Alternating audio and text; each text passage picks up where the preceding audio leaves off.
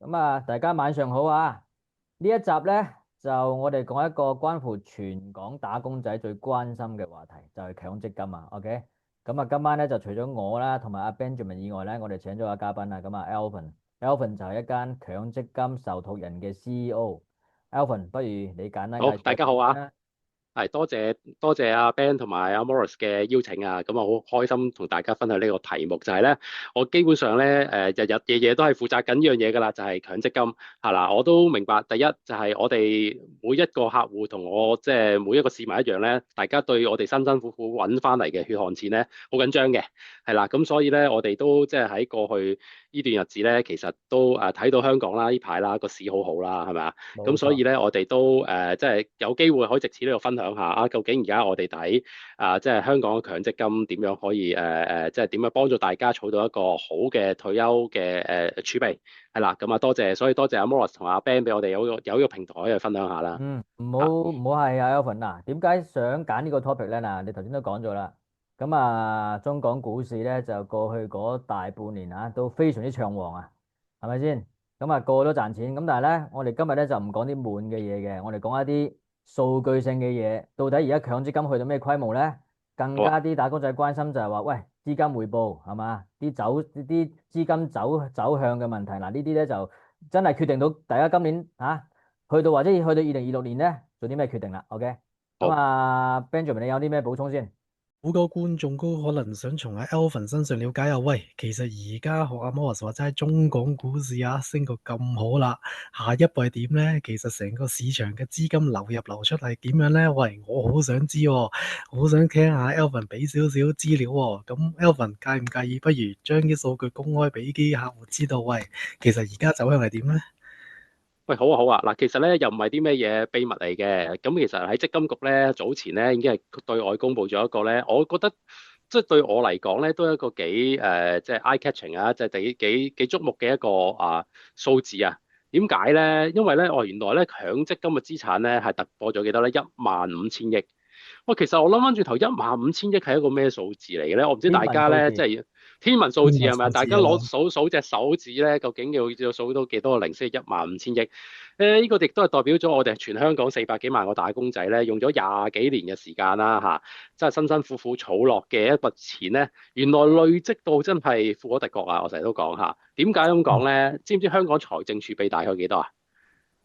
咁幾萬億可能啦，係咪啊？係啦，咁而家大家都覺得就話，香港財赤啊，成啊都有，我諗5、6千億啩嗱，暫時未即係有個確實個數據公佈啊。但係喂，原來即係15000億，即係證明咗大概係香港財政儲備嘅2、3倍咁滯㗎啦。咁所以咧，原來我哋香港打工仔即係一齊累積落嘅錢咧，係的而且確係即係非常之即係驕人嘅呢個數字。同埋頭先阿 Morris 就好，阿 Ben 都講咗好啦。咁今年咧講投資回報就特別開心嘅，因為以前咧過去有時即係代表公司又好啊，有啲客戶即係或者問我都好啦即係你強積金梗嗰啲基金升或者梗嗰啲基金跌㗎嘛，係咪？嗱，今日咧我都可以即係好有信心問下大家，大部分我相信大部分今年打工仔強積金咧，大部分都係賺錢嘅，因為咧原來全香港即係 year to date 啦，係咪？年頭到而家咧，哇，都幾犀利有個數字二喎千億嘅即係你投資見到二淨收益。千億啊，淨嗯。投資收益啊，原來嗰15000億入面咧係有2000億嚟自收益㗎。咁所以咧，嗱呢樣嘢都我覺得都係提醒我哋一樣嘢咧，就係咧強積金其實係兩個部分組成嘅。一個部分就係當然大家辛辛苦苦每個月嘅供款啊，你同你僱主一人工啲都好啦，係咪？咁但係咧，原來咧你唔好睇少啊，供款係一部分，但係真正可以發揮到咧強積金威力嘅部分咧，係一個即係長遠透過長線投資，嗯。透過平均成本法，透過累積嘅資產咧，所衍生出嚟嘅咧投資回報先係非常之即係重要嘅。嗱，點解我咁講咧？嗱，你可以睇一睇跟住呢個以下嘅強積金公佈嘅數據啊。嗯。嗱，首先第一咧，原來香港嘅強積金打工仔啦香港人大部分咧中意投資咩類型嘅股票咧？係啦，就係呢一個嘅股票基金同埋混合資產基金。嗱，我唔知啦，香港我相信啦，大家都係即係我諗，即係因為香港過去咧股市就太暢旺啦，所以我估咧香港人咧都係中意咧投資係一啲嘅即係股票有關嘅投資市場啦。咁你見到呢兩個板塊嘅數字咧，加埋咧，應該都差唔多接近全香港嘅強積金80%左右嘅數字啊。嗯咁咧嗱，無論你係即係中意進取啲嘅，例如股票基金啊，抑或保守少少啊，債券啊、保證基金啊、保守基金啊，呢類型嘅基金都好啦。呢個咧今年年頭sorry，應該係今年啊，直至到2025年9月為止啊，你見到一個都幾特別嘅數據嘅，就係咧。你見到2000年12月1號開始有強積金以嚟咧，你見到第三行呢度啦，基本上咧你可以睇到咧，只要你係2000年投資落嘅強積金啦，平均回報係全部都係正數嘅，嗯即係揾到隻輸錢都好難啊。OK，咁亦都即係證明咗一樣嘢嘅，係其實過去咧，只要你時間夠長嘅話咧，其實咧。即係時間都可以拉勻一個投資風險啦，咁而你見到過去亦都有好多表現好出色嘅股票板塊啊，即係或者投資板塊應該咁講，股票基金咧平均過去12個月回報係18.8%嘅，而最好嗰啲咧甚至去到40幾個 percent，咁呢個都係一個即係我相信大家作為打工仔投資咗強積金其實咧呢個都係令到大家都可以係即係滿心微笑嘅一個數字啦，係咪啊？絕對係好亮麗啊，Alvin。因為嗱，你知我做投資㗎啦。嗱，其係，實如果你話過去嗰12個月啊，誒睇唔到呢個表啦。係過去12個月最高係講緊43.2，呢個真係史無前例。即係講緊股票基金啊，OK。咁你話哦，全部 asset classes 都係賺錢，咁更加係好少見啲，係嘛？同埋唔好唔記得一點喎，呢個數據咧，如果你望住就係話，即係由2000年12月1號到而家20年以嚟25年以嚟啦嚇，係講緊每一年最高有啲基金係做緊9.6%喎。頭先阿 係 Alvin 都啊，有講過啊，你如果一個咁長嘅時間線，你每年有9.6%，再加埋嗰個叫做複合效應啊 （compounding effect） 啊，咁呢個咧製造嘅嗰個財富效應係好驚人啊嚇。咁當然啦，嗱，高嘅好高，低嘅都好低嘅，OK 嚇。咁阿 Ben 你點睇啊？嗱，我就本身係風險管理嘅，咁亦都再次證明其實diversification 嘅重要性啊，即係可能會有啲觀眾就發覺，喂，其實趁後生點解我唔買晒同一個股票啊？咁會唔會其他嘅種類會表現唔係咁好咧？咁其實個表正話咗俾你聽，其實你去分散投資咧，其實亦都可以幫助你嗰啲回報嘅。其實由2000年嚟睇，學Alvin話齋，所有嘅資產類別都係正回報添。冇錯啦。咁所以阿 Benjamin 同埋 Alvin 啊，咁啲觀眾睇到呢個表咧，佢下一個問題會問咩咧？我哋三個都估到㗎啦。喂，你唔好淨係同我講回報先得㗎，咁啲錢去咗邊度先得㗎？係咪先？去咗邊啲基金先？咁我哋都有啲數據㗎嘛，係咪？係啊，冇錯，阿 Morris 啊，其實咧都你個帶出嚟問題非常之好，因為另外一個咧喺上個星期咧都幾令我即係受到關注嘅一個報導啊，咁你見到啦，有個即係叫做積金評級啦，係另一個呢個市場嘅一個即係做 research 做一個研究嘅機構咧，咁我都做咗個研究嘅，就係話咧，即係強積金首3季嘅回報咧高達15.8%啊。平均喎，呢個平均首3季嘅回好報，誇張啊！咁呢個亦都係非常之即係又係一個大家喜出望嘅數字啦，係咪？係啦，咁而當中咧，咁我哋咧佢亦都有一個比較詳細少少嘅分析嘅，咁我哋都可以攞嚟做參考睇一睇。嗯，咁咧嗱，你見到啦大家唔知有冇估過咧？其實過去嗰頭嗰3季入面咧即係或者咁講啦，第3季非常之好啦頭3季究竟邊一隻嘅基金或者邊類型嘅基金，sorry，邊類型嘅基金種類咧係最受歡迎，或者最近我哋而家第3季入面有邊一隻嘅基金咧？原來係邊一隻基金類型係香港市民係最受落最中意嘅咧？咁呢度都有一個好得意嘅即係嘅 findings 啊，我哋睇到少少一啲嘅觀察所得嘅一啲嘅分享啦原來咧第三季淨係睇第三季。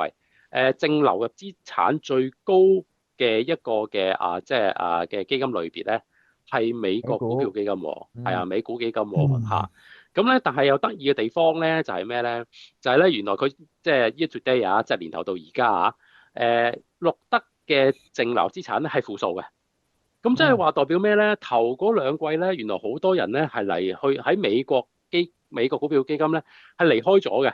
但係咧，見到第3季，喂唔係喎即係個市好似上翻嚟咯喎，哇！原來即刻咧又有一大部分嘅錢流翻入嚟咁啊，我相信咧即係由年頭到而家，大家好關注特朗普成日嘅一啲嘅出一啲嘅，即係又話奇招，關稅啊，又話唔知啲咩嘢係嗯，啦嘅出口術啦，成日都我哋都咁講啦但係咧又睇到美股的而且確今年表現又非常之即係出色喎。咁唔知係咪一嗯樣嘢咧？大家都覺得喂，原來即係股市嘅走向最緊要真係你睇咪，即係或者基金資產嘅走向都係睇股市嗯，嘅表現啦，咁樣咯。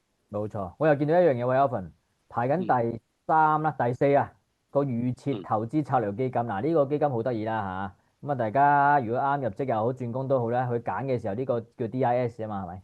嗯。冇錯。咁就呢個其實係一個均衡嘅投資基金，喂排得好高喎個排名，呢個有啲出乎我意料之外喎。其實兩個 DIS 嘅分都做得好好，甚至你見個嗯，cash in 其實都唔低。其實由冇錯。年初至今，喂，點解 Alvin？based 喂，on 你冇錯觀察，啊！嗱，首先第一咧，的而且確啦，喺DIS 嘅回報咧，係亦都相當之唔錯嘅表現嘅有。咁我覺得嗱，我就又翻頭先啦，嗰個強積金嘅積金局嘅一啲嘅分析啦，你見到啦，佢專登 highlight 咗呢一個嘅DIS 出嚟㗎嗯嚇。咁嗱，你見到啦，過去咧其實喺2017年先開始有 DIS，即係預設投資策略呢兩隻基金出現嘅。係啦，咁我不如喺度都同大家分析講下啦。可能有啲大家唔係好熟嘅，我哋俗稱呢啲叫懶人基金啊。咁點解叫懶人基金啊？因為話喂，如果我係唔知道點樣投資強積金嘅，其實咧你可以選擇一個叫預設投資策略嘅，或者你唔選擇嘅話咧，其實咧可能咧都有啲嘅計劃咧都會幫你自動擺落去呢個預設投資策略嗰度所投資嚇。咁咧佢個好處係佢有兩隻基金啦。咁如果你係50歲之前嘅人咧，佢大部分都會擺咗喺呢一個核心累積基金入面嘅，咁佢亦都會擺咗好多，相對嚟講比較多少少係一啲股票成分多少少嘅基金啦。咁然後喺50歲之後咧，佢會自動幫你慢慢咧褪去60歲後嘅基金嘅，嗯係啦，咁咧就做咗一個阿 Ben 就最熟啦 de-risk 啦，，de-risking 係啦，冇錯啦，就按住你頭先即係按住即係大家嘅一個年紀啦。去做一個我哋叫做即係慢慢減低風險啊！因為嗯65歲後基金咧都係相對嚟講咧比較一啲即係好似債券啊或者貨幣基金會多少少嘅成分會嗯，多少少嘅，係啦。冇錯。咁佢自動幫你調節。咁點解即係所以就大家叫做俗稱懶人基金啦？因為嗯咧正常強積金咧應該係隨住年紀要大家慢慢自己都會有一個叫 reallocation 啦，係咪？即係資產再分配啦。咁但係好多人都懶㗎嘛。但係如果你買咗嗯呢個預設投資嘅話咧，咁佢就會自動幫你做啦。咁嗯當然呢隻都係其中一隻咧即係強積金積金局咧好推行嘅基金啦。咁一來佢可以即係幫一班大家懶得去理強積金嘅人咧，去自動幫佢理咗呢個強積金個分配啦。第二的而且確個表現係好好喎。第三收費亦都係非常之即係即係平嘅。咁所以咧就即係我哋成日話性價比其中一隻最高嘅基金啦。你見到啦，其實。你過去咧，即係由2017年到而家啦，平均回報核心累積基金去到6.8%啦，我嗯，都非常嗯，之一個唔錯嘅數據啊，係咪啊？好好啊，好好啊，係啊。咁所以就住呢一個即係一來咧懶人基金呢一個名啦我都可能唔知喎，而家大家都覺得有時可能我都認自己懶嘅，原來懶人咧都有着數啊！一來咧唔使理自動會幫你投資二來就係咩咧？原來做懶人都幾好嘅，回報都唔錯。咁唔知係咪呢樣嘢咧，令到佢自動流入，即係嗰個資產流入嘅數目咧，都係非常之即係顯著啦亦都係其中一隻即係市場上最即係流入資產最多嘅基金啊！同意啊，同意 Alvin。同埋咧，呢兩隻基金咧嚟緊要改名㗎啦，唔可以再叫懶人基金啊。佢咁嘅表現咧，其實即係嗰個性價比真係好高啊。因為冇錯，如果你話懶人基金就我唔理佢啊嘛，咁但係我追求佢回報可能都唔會話去到6.8咁高啊嘛，係咪？咁啊去6.8其實非常之理想嘅，同埋佢個風險係控制得好㗎呢個。嗱當然我冇錯。通常講到投資咧，我哋都要加多一句嘅，我哋嘅講嘅嘢絕對唔係代表呢個投資嘅建議啊！大家唔好聽完呢個睇完呢個 video 之後即刻將啲錢轉晒落去懶人基金美股。我哋又分享一個市場嘅資訊咁解啫。喂，不過講開呢個表都仲有一個位其實值得去分享下喎，Alpha。你見到其實第三行嗰邊咧嘅三個 column喂，其實你見保守基金都唔差㗎喎，都幾多錢流入㗎喎，又可唔可以分享下喂，當中點解咧？其實嗱，呢個咧亦都係一個即係一個現象，就係睇到我哋年頭到而家咧，原來咧今年年頭到而家最即係叫做喺呢一個圖表啦入面睇嘅即係嘅基金類型當中咧，轉入資產最多咧係呢一個嘅貨幣基金啊，即係保守基金啊。咁呢個咧亦都係一個幾即係證明咗一樣嘢啦。我諗年頭咧，大家嗰個避險嘅心態好強。咁啊，唔知係咪大家經歷過即係過去一段時間咧，個股市做得麻麻地，有好多人咧衝咗去避險啦。當然啦，避險係其中一個原因啦，或者會唔會有一啲人係挨近退休啦，係啦，咁就想將自己嗰啲錢咧泊喺一個相對嚟講低風險啲嘅基金啦，亦都可能係其中一個原因。咁但係無論點都好啦，呢個亦都係一個非常之即係你見到啦，即係流入嘅資產啊。係有成180幾億㗎，都幾誇張嘅錢嚟嘅。但係你見到啦，去到第三季咧，第三季有淨流出嘅資產嘅，咁即係話咧，其實咧開始市場上咧過去一段時間由趨向啲保守，即係頭兩季趨向啲保守嘅基金咧，開始慢慢走翻出嚟啦。咁頭先都咁講啦，即係原來其中一隻走得出嚟最好嘅股票咧嘅基金咧就係美國股，係啦，冇錯。香港股啦嚇。咁呢度同埋我要補充一句嘅，Alvin 同埋 Benjamin 講到保守基金同埋貨幣基金嗱，你呢度見到就係貨幣基金咁，佢好叫保守基金啦。嗱，我就想提一提我哋觀眾唔係所有保守基金都係貨幣基金嗱，呢個搞清楚啊。有啲保守基金淨係擺定期嘅咋，OK？咁你基本上蝕通脹就蝕到阿媽都唔認得㗎，OK？所謂講緊貨幣基金真係幫你擺落去美股，即係美金嘅貨幣基金或者係港紙嘅貨幣基金咁個 return 係好啲。呢度大家要小心去識別冇錯，多謝Morris 補充。喂，同埋我可以賣少少廣告啦，即係Alvin 都講開美國股票啦，咁好特別喎，即係咁多人會流出喎。我初初仲以為今年好多人買入美股，尤其是好多人講喂美股會唔會有個泡沫咧？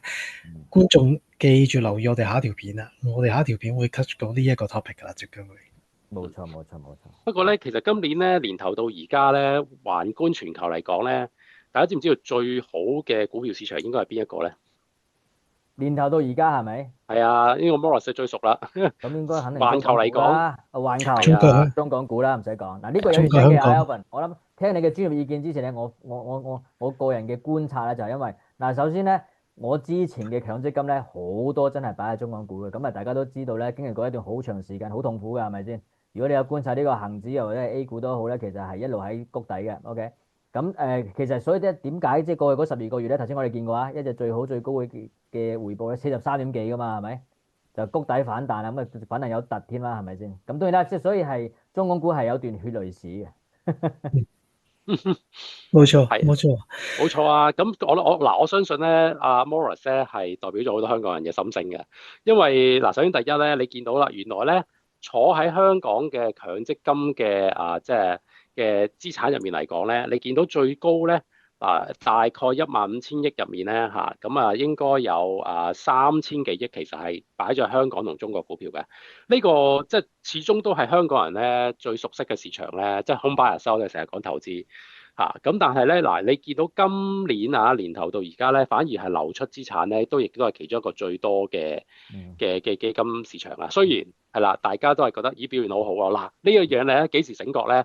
我諗第三季開始啲人醒覺啦，因為咧係第三季開始咧就淨流資產咧就出現咗一個正數啦，即係大概有呢個300幾嘅錢啦，係流入咗入嚟啦咁就咁我相信其實呢個咧都係講真坦白講句係好多嘅嘅投資咧，大家啲嘅心理嚟嘅。大家咧當好多時就係升到一段咁上下時間係啦，咁咧其實先至開始點樣買入去嘅，係啦，跌到咁上下咧又先至走翻出嚟。咁即係大家永遠都係其實捉個市場係捉慢咗嘅。係啦，咁不過我咁講真，即係其實咧，強積金作為一個長線投資咧，大家都真係要記住兩樣嘢。第一，即係長線投資係有長線投資嘅好處嘅，大家唔好太擔心咧短時間嘅一個波幅，係啦，然後咧就不斷咁樣喺啲即係基金嗰度轉來轉去咁樣。其實有時我哋真係坦白講句，大家都冇水晶球捉唔到成個市場嘅即係最準確變化。呢個第一啦。第二，始終咧強積金咧都係你每一個月供嘅一個投資選項嚟嘅。咁所以咧平均成本法咧已經係有效幫我哋咧去將個風險降低。係啦，咁如果你問我咧，即係一啲最好嘅投資係嘅方法咧，喺強積金嚟講咧，真係按住自己大家嘅風險承受能力啦，包括咗你哋嘅年紀啦，大家年紀啦嚇，咁然後咧就作一個合適嘅資產分配嚇。咁年紀後生嘅其實進取啲都可以啦，咁因為係有即係跑贏通脹機會大啲啦。咁如果係即係挨近退休嘅，就相對嚟講可以保守少少啦咁鎖定一啲嘅回報，令到自己有個即係更加穩陣嘅一個退休儲備啦。同意啊，同意啊。喂，好啊，好啊，Alvin 啊，我哋一刻創咗好多嘅數據啊。其實你嗰支強積金不嬲資訊發達，太多資訊啦。你嗰支唔同人有唔同嘅說法，觀眾其實都好想知道。喂，Alvin，其實嚟緊強積金有啲咩轉變先，或者會唔會知唔知道有啲乜嘢嘅嚟緊有啲大動作？觀眾亦都可以早啲收個風啊，或者準備定嚟緊我嘅強積金點樣去換話喎。咁 Alvin 介唔介意可以喺度亦都同觀眾分享下呢？好啊，我相信咧，如果今年咧嘅頭半年咧，大家最緊張就係話呢個強積金嗰個嘅可以用嚟做長期服務金同遣散費對沖啦，呢個係一個上半年都好 hit 嘅話題啦。咁但係你話下半年有咩話題會再 hit 啲咧？嗱，因為坦白講句，你做即係長期服務金同埋遣散費對沖，喂，其實唔係關個人事嘅喎，即係我冇俾佢裁員，咁其實呢樣嘢都唔關我事嘅喎，係咪？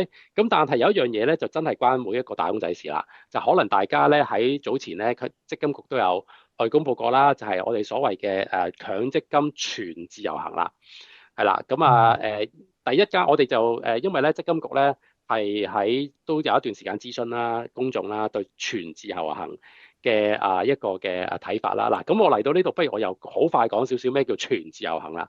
嗱，咁首先第一啦，嗱，大家咧嘅強積金咧，如果你係轉咗幾份工，咁可能舉個例子，你轉咗3份工，咁你照計應該有3個嘅個人帳戶啦，係咪？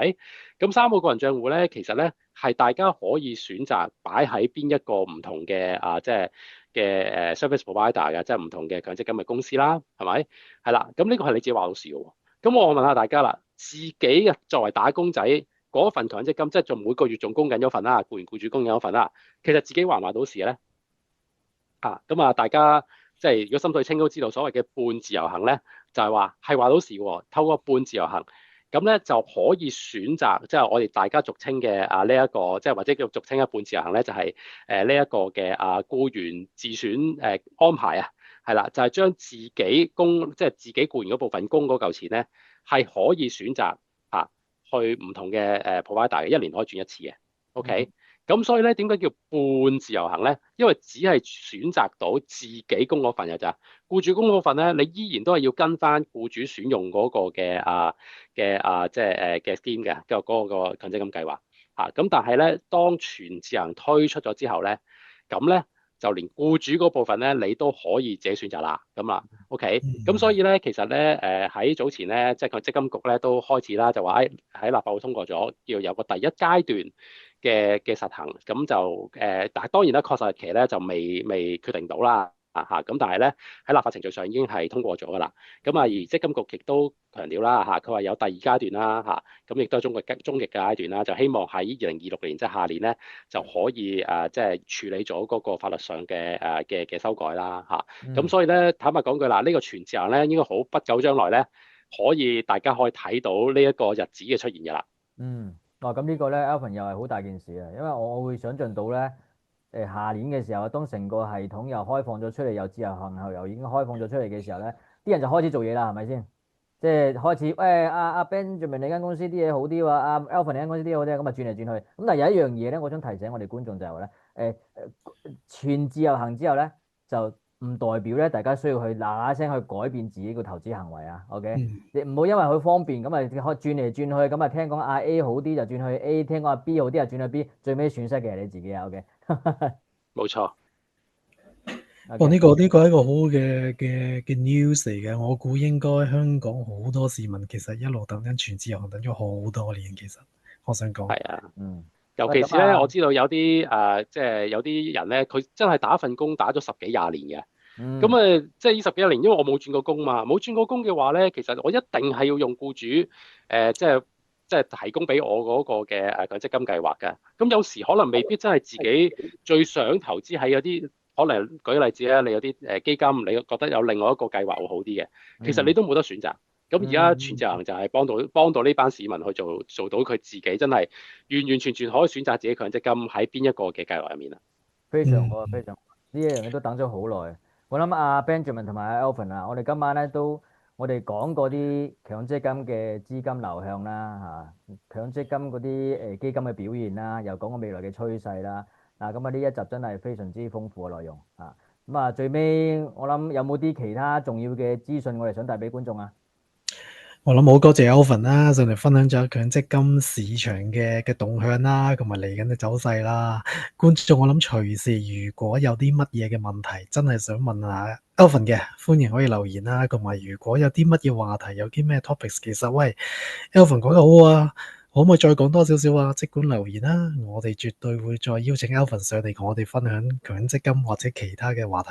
冇錯啊，唔該晒 Benjamin 同埋好多謝阿 Alvin 今晚嘅時間，好多謝啊，咁 Alvin，呢一好，集就到呢度為止啦，好冇多謝晒，？OK，唔該好，唔該拜晒各位，Alvin，拜。 ，OK，拜拜。拜。